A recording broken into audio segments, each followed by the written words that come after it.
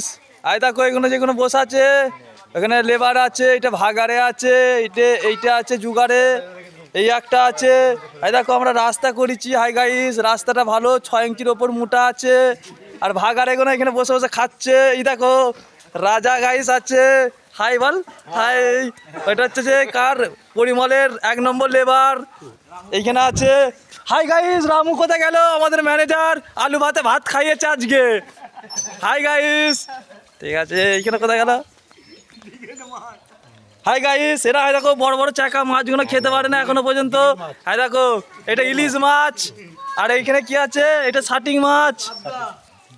এই দেখো পাশে বুট আছে, এখানে ভাত বেঁচে গেছে খেতে পারে না।